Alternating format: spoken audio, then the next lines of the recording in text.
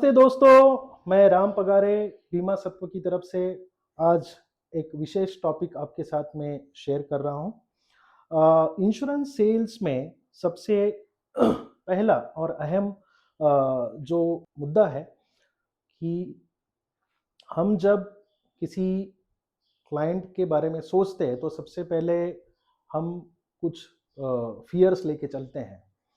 तो मेरे हिसाब से पहले कुछ चीज़ें हैं जहाँ से आपको किसी क्लाइंट के साथ में इंश्योरेंस कम्युनिकेशन शुरू करने में एक डर सा रहता है या एक तरह का कम्युनिकेशन स्टार्ट करने में डिटरेंट होता है। तो सबसे पहले इसमें आता है फियर ऑफ रिजेक्शन। जैसे फियर ऑफ रिजेक्शन का मतलब कोई क्लाइंट के पास में मैं जाऊँगा, उसे अपना प्रोडक्ट समझाऊँगा, बताऊँगा, तो क्या वो मेरे से परचेस करेगा या रिजेक्ट कर देगा। दूसरा होता है फियर ऑफ जजमेंट कि भाई वो क्लाइंट जो है क्या सोचेगा कि ये तो कुछ ना कुछ बस सेल्स करने ही आया है, आज तो कुछ मुझे बेच के ही जाएगा। इस तरह का कुछ एक काम करने के लिए बंदा आया है, तो वो भी अपना मन बना लेगा कि भाई इसको कुछ देना ही नहीं। तीसरा जो बात है वो है हम खुद ही अपने अंदर में एक लैक ऑफ कॉन्फिडेंस होता है और लैक ऑफ कॉन्फिडेंस जनरेट होने के बहुत सारे रीजंस हैं। या तो प्रोडक्ट नॉलेज की कमी है या फिर सेल्स का उतना एक्सपोजर पहले नहीं रहा है, या बहुत आउटस्पोकन नहीं है, ये कम्युनिकेशन की दिक्कत है। तो ये दो चार चीजें हैं जो एक लैक ऑफ कॉन्फिडेंस भी आपके अंदर में। हाउएवर इतना ही नहीं है, लैक ऑफ कॉन्फिडेंस के ऊपर में एक सेपरेट हम लोग सेशन करेंगे। चौथा बात होता है अनक्लियर वैल्यू कनेक्शन।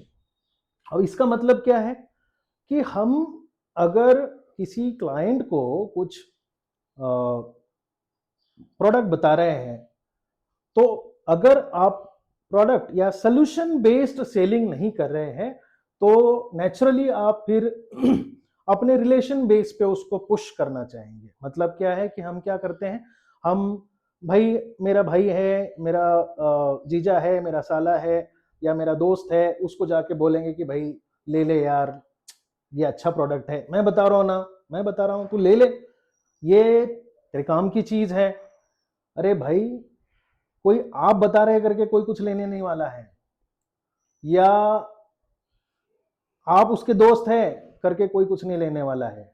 लेगा कब? जब उस आदमी को, उस इंसान को जब लगेगा कि भाई ये जो बंदे ने मुझे सोल्यूशन दिया है, सोल्यूशन जो दिया है वो बेस्ट सोल्यूशन है या मेरे जरूरत को वो फुलफिल करता है। जब ये समझ में आता है तब वो बंदा आपसे परचेस करने वाला है, ना कि इसलिए कि आप बोल रहे करके या आप उसके दोस्त है करके या आप उसके भाई है करके। तो ये एक अनक्लियर वैल्यू कनेक्शन का एक बहुत बड़ा प्रॉब्लम होता है। निगेटिव पास्ट एक्सपीरियंस अगर कुछ है आपको कि भाई आप बेचने तो गए थे, किसी कस्टमर ने आपको भगा दिया, आपने समझाने की कोशिश की, बस इंश्योरेंस का एजेंट है ये सोच करके उसने आपको भगा। होता है ऐसा, इंश्योरेंस की बिजनेस में इस तरह का प्रॉब्लम्स होती है। इसीलिए कई बार बहुत लोग जो है वो इस बिजनेस में आने से थोड़े से संकोच करते हैं, डरते हैं, और यही डर आज हम दूर करने की कोशिश कर रहे हैं। ये कम्युनिकेशन किसी कस्टमर के साथ में हमें कैसे शुरू करना है, ये इसके बारे में हम आज बात करने वाले हैं। तो सबसे पहली बात तो यह है दोस्तों कि कोई बंदा आपको रिजेक्ट क्यों करेगा। अगर आप सिर्फ किसी को अपना इंश्योरेंस का प्रोडक्ट बेचने जा रहे हो, तो पॉसिबिलिटी है कि वो शायद उसको उस तरह से ले। लेकिन अगर आप इंश्योरेंस एजेंट से अगर आप सोल्यूशन प्रोवाइडर, प्रोटेक्टर, उसके फैमिली को उसके पश्चात सपोर्ट मिल सकता है आपके पास से, सेफ्टी मिल सकती है आपके सोल्यूशन जो दिए है उसकी वजह से, ये सोच से अगर आप उसके पास जाते हैं, तो सबसे पहले क्या होगा, आपने अपना रोल को बदल दिया है। मतलब क्या किया है, एक इंश्योरेंस एजेंट की जगह आप एक फाइनेंशियल प्लानर, एक सेफ्टी प्रोवाइडर करके उस बंदे के पास में घर पे, ऑफिस पे जा रहे हो। या उसकी लाइफ में इंटर कर रहे हो। तो थोड़ा सा ये वाला जो सीरियसनेस है खुद अपने अंदर ही अगर आ जाता है तो अपने आप सामने वाला मुझे रिजेक्ट करेगा, इसका डर जो है वो हो जाता है खत्म। ठीक है, तो एक सॉल्यूशन प्रोवाइडर बने, ना कि केवल एक इंश्योरेंस सेल्स करने वाला एजेंट। दूसरा जो फियर ऑफ जजमेंट है, आप अगर कोई सेल्स करने जा रहे हो और वहां पर आप अपने प्रोडक्ट की बात नहीं करेंगे तो नेचुरली उस बंदे को उसमें कोई वैल्यू नहीं दिखता है, तो फिर वो ये सोचता है कि ये आ गया पुश करने, ये आ गया मैं दोस्तों करके आ गया बताने मुझे कि भाई इसको तो दे दूंगा, ये ले लेगा। ठीक है, तो ये जो जजमेंट का जो फियर है कि भाई वो मेरा दोस्त है, वो मेरा रिलेटिव है, वो मेरा पड़ोसी है, वो मेरा ये है, वो मेरे बारे में क्या सोचेगा, मैं इंश्योरेंस बेच रहा हूं। अरे भाई, इंश्योरेंस ये एक बहुत ही नोबल प्रोफेशन है। सबसे पहले आपको ये समझना पड़ेगा कि इंश्योरेंस सेल्स जो है ये एक नोबल प्रोफेशन है। अब नोबल प्रोफेशन क्या बोलने से होता है? नहीं, आपको समझना पड़ेगा कि क्यों नोबल है। उस इंसान के घर में जाके पूछना पड़ेगा कि भाई जिसके घर में किसी यंग ब्रेड विनर का डेथ हुआ है, उसके बच्चों को उसके इंश्योरेंस कवर की वजह से एजुकेशन मिल रहा है, उसके बेटी की शादी हो रही है, उसका घर चल रहा है अगले 10, 12, 15 साल के लिए, और उनको अपना लाइफस्टाइल में कोई बदलाव करने का जरूरत नहीं पड़ा है। ऐसे घर में जब आप जाकर के पूछेंगे तो वहां पर आपका अहमियत जो है वो उनको समझ में आता है। तो फिर आपको ही क्यों नहीं आता है? भाई ऐसा है कि इंश्योरेंस अगर नहीं है तो उसको ये सब चीज में से कुछ नहीं मिलने वाला है। और जब कोई विपदा आती है, जब कोई ऐसी हालत आती है कि जहां पर पैसों की जरूरत है, तो आपको हाथ पसारने की जरूरत नहीं होती है। आपका इंश्योरेंस उसमें से पे कर देता है, आपका इंश्योरेंस उसमें से आपको फाइनेंशियल बर्डन से मुक्त कर देता है। तो सबसे पहला सबसे बढ़िया दोस्त जो है वो आप उनको दे रहे हैं। जब आप किसी को इंश्योरेंस सेल्स कर रहे हैं तो सबसे नजदीकी दोस्त जो है उनके साथ में आप जोड़ के दे रहे हैं। इंश्योरेंस उस फैमिली का सबसे नजदीकी दोस्त होता है जो आप उनके साथ में जोड़ के देने वाले हैं। तो आपको ये जजमेंट वाला डर जो है ना, ये बिल्कुल होना नहीं चाहिए। सबसे पहली बात क्यों? और एक इसमें एक बात है कि इंश्योरेंस नेशन बिल्डिंग में हेल्प करता है। इंश्योरेंस एक अकेला प्रोफेशन ऐसा है कि जो आपको आपका काम करते करते सोशल सर्विस करने का मौका देता है। ऐसा कौन सा प्रोफेशन आपने दुनिया में देखा है कि जिसके अंदर में कोई इन्वेस्टमेंट नहीं है, सिर्फ आपका नॉलेज है और आपकी अच्छा गाइड करने की जो एक अंदर से जो व्यक्ति की एक चाहत होती है उसके बलबूते पे। और तीसरा, जब किसी के घर में किसी का देहांत हो जाता है या उसको हॉस्पिटलाइजेशन का जरूरत पड़ता है तो ऐसे वक्त में पैसे देने वाले कौन है? आप हैं। तो आपको ये समझना पड़ेगा आपका रोल जो है वो केवल एक महज एक एजेंट ऐसा नहीं है। आपको समझना पड़ेगा आपका रोल बहुत इंपॉर्टेंट है, आप जितना सोचते हैं उससे बहुत ज्यादा इंपॉर्टेंट है। जब ये ख्याल आपके दिमाग में सही तरीके से बैठ जाएगा, मैं बता रहा हूं आपको, आप कभी संकोच नहीं करेंगे किसी को इंश्योरेंस पिच करने में या किसी के पास इंश्योरेंस बेचने के लिए जाने में। तीसरा जो सबसे बड़ा मुद्दा होता है अपने खुद ही के अंदर में कॉन्फिडेंस की कमी, lack of confidence. Lack of confidence जो है ना वो 3-4 चीजों की वजह से आता है। एक तो आपका कम्युनिकेशन अगर सही नहीं है, मतलब आप जिसको कुछ समझाना चाहते हैं वो बराबर तरीके से समझा नहीं पाते। अब ये क्यों नहीं समझा पाते हैं? क्योंकि आपको उस सब्जेक्ट का, उस विषय का नॉलेज ही नहीं। तो सबसे पहले आपको नॉलेज जमा करना चाहिए। जो चीज आप बेच रहे हैं उसका पूरा नॉलेज आपके पास में अगर रहेगा तो अंदर से अपने आप एक तरह का कॉन्फिडेंस जो है वो बिल्ड होता है। तीसरा, अगर कोई टेक्निकल क्वेरी होती है तो वो आप आंसर नहीं कर पाते। या हो सकता है कि उतना डिटेल्ड आंसर आपके पास में नहीं हो, तो उससे आप डरते हैं कि भाई मुझे उसने कुछ पूछ लिया अड़ा टेढ़ा सवाल, तो मैं क्या जवाब दूंगा उनको, मेरे पास तो जवाब नहीं है। तो देखिए इसमें थोड़ा सा ना ईमानदारी काम में आता है। जितना आपको नॉलेज है उस पे आप काम शुरू कीजिए। जहां पर आपका नॉलेज अटक जाता है वहां आपको थोड़ा समय कस्टमर से लेना चाहिए। उसमें कोई बुराई नहीं है कि आप किसी क्लाइंट से समय लेते हैं थोड़ा सा, और फिर सही नॉलेज के साथ में, यूं नहीं कि वहां पर बना बनाया कुछ तो दे दिया कस्टमर को, ऐसा नहीं करना है। एक सही नॉलेज वापस लेकर के आपको जाना पड़ेगा क्लाइंट के पास फिर एक बार, और फिर आपको उसे वो सही सोल्यूशन देना पड़ेगा। तो नॉलेज की कमी जो है, इससे डरे नहीं। आप नॉलेज गैदर कीजिए, जमा कीजिए, और फिर जाइए क्लाइंट के पास में। तो ये कॉन्फिडेंस जो है वो एक अच्छे प्रोडक्ट नॉलेज के साथ में, अच्छा कम्युनिकेशन टेक्निक के साथ में, और सेल्स का ऐसा है, सेल्स का कोई आप क्लासरूम में बैठ के सेल्स नहीं सीख सकते हैं। आपको रास्ते पे उतरना पड़ेगा, आपको क्लाइंट के पास जाना पड़ेगा, आपको कॉल्स करने पड़ेंगे। आपको भले ही पहले आपने कभी सेल्स किया हो नहीं हो, लेकिन फिर भी आपको एक बार उस क्लाइंट के पास में जाना पड़ेगा, कॉल्स करने पड़ेंगे। आपको ये भी ख्याल रखना पड़ेगा कि भाई मुझे 10 में से 2 कस्टमर कन्वर्ट हो जाएंगे ना शुरू-शुरू में। मैं तो कहता हूं 1 कस्टमर भी अगर शुरू में कन्वर्ट हो गया आपका, तो भी आपकी जीत है। 10 में से 1 भी हो गया तो भी आपकी जीत है। क्यों? क्योंकि ये 10 करने में जो आप सीख रहे हैं, वो बहुत बड़ी बात है। तो हमेशा हर कॉल से, हर कस्टमर से आपको कुछ ना कुछ सीखने को ही मिलता है। ये अगर आपने, अगर अंदर में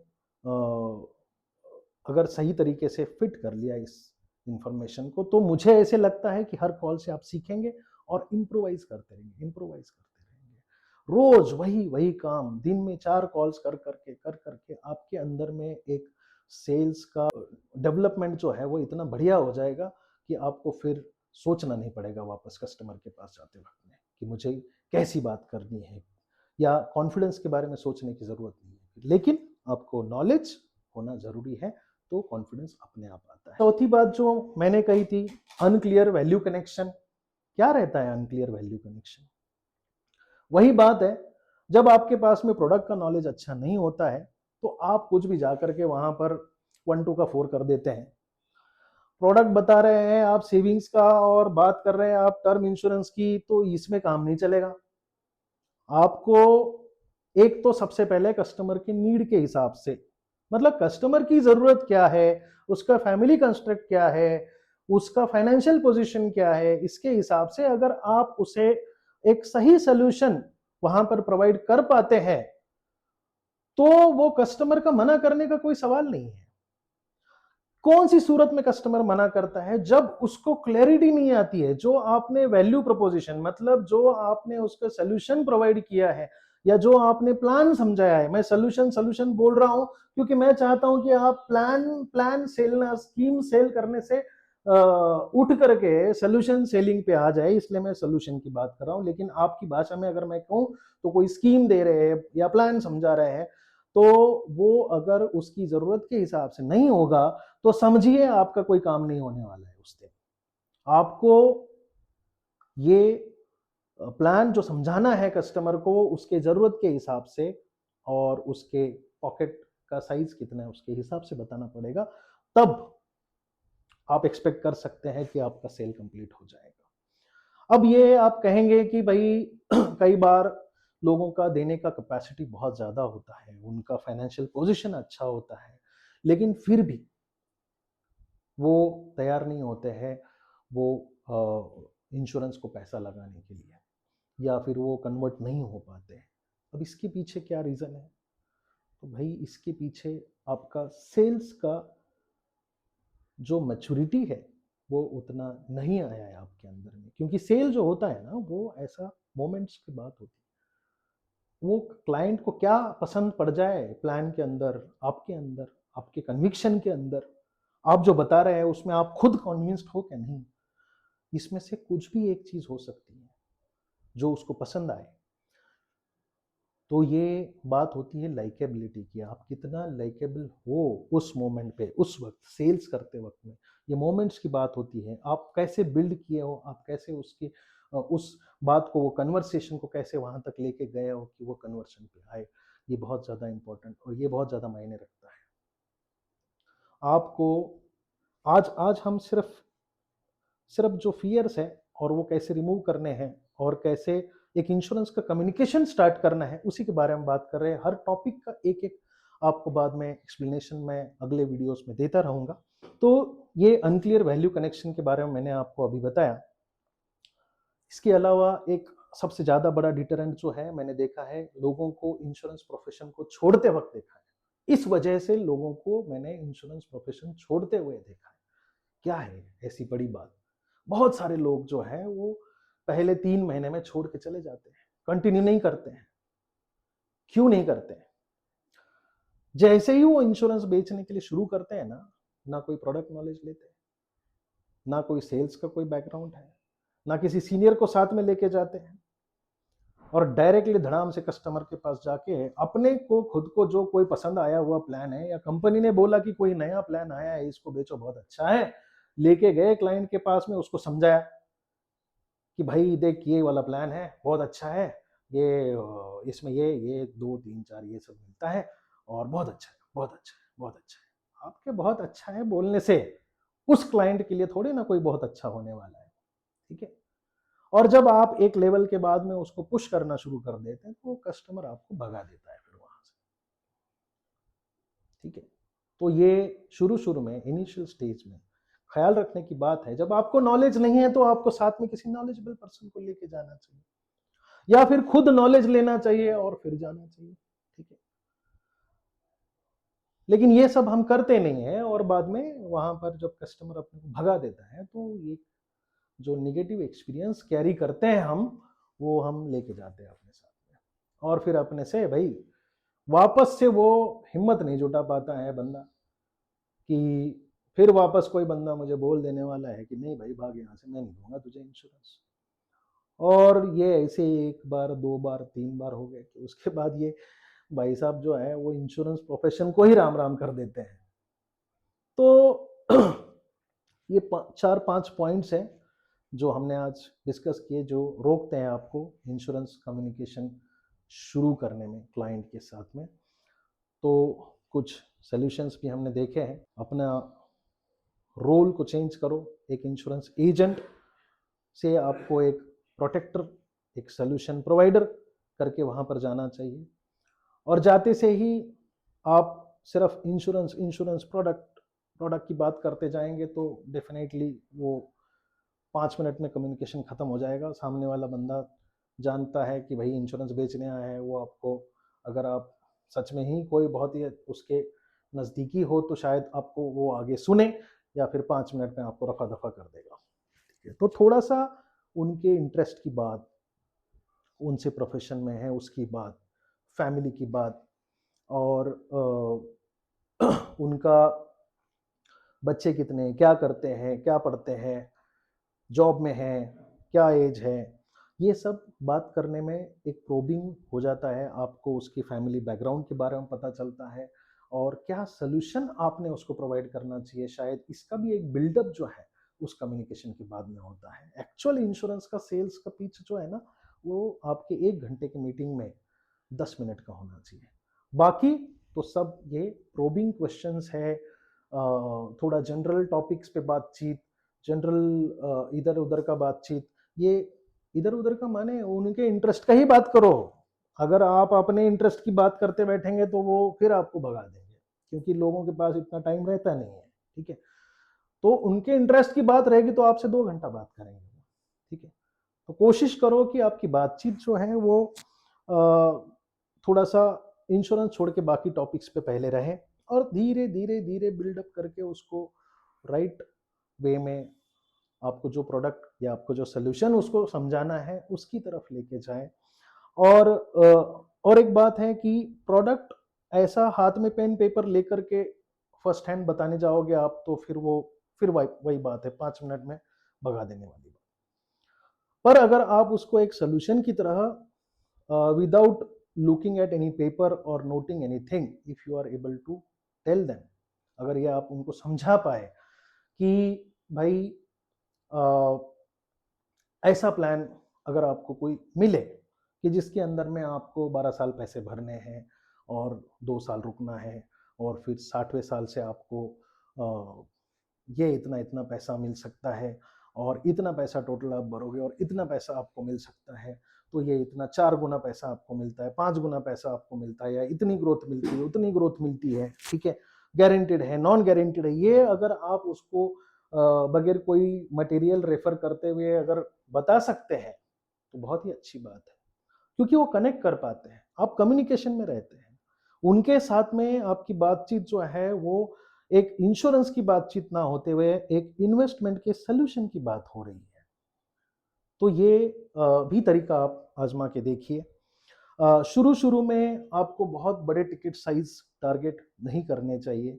आपको कोशिश करें कि कन्वर्ट हो सकता है ऐसा सेल को आप शुरू-शुरू में टारगेट करें ताकि आपका मोटिवेशन भी बिल्ड हो जाए और जैसे 1 सेल होता है तो थोड़ा मोटिवेशन बढ़ता है, 2 हो गए, 3 हो गए, 5 हो गए, 10 हो गए तो फिर तो तब तक आदमी इंश्योरेंस के अंदर में टिक जाता है, वो छोड़ता नहीं है, वो रह जाता है वैसा। तो शुरू-शुरू में कोशिश करो कि अ छोटे policies, lower ticket size, term insurance इस तरह के प्रोडक्ट जो ज़रूरत है, क्लाइंट जल्दी कन्वर्ट हो जाते हैं, ऐसे प्रोडक्ट्स की तरफ आप थोड़ा-सा फ़ोकस कीजिए तो मुझे लगता है आपका कम्युनिकेशन इनिशिएट होने में आसानी होगी। और जब आप बात कर रहे हैं तो थोड़े से उसमें स्टोरीज़ ऐड करो। फेक स्टोरीज़ नहीं, ओरिजिनल स्टोरीज़ कि भाई आपके पहचान का ये बंदा था, उसका ऐसा हो गया और उसके फैमिली को ये सफ़र करना पड़ा। किसी बंदे को हॉस्पिटलाइज़ हो गया तो 4 लाख का खर्चा आ गया और उसको अपनी ज्वेलरी बेचनी पड़ी।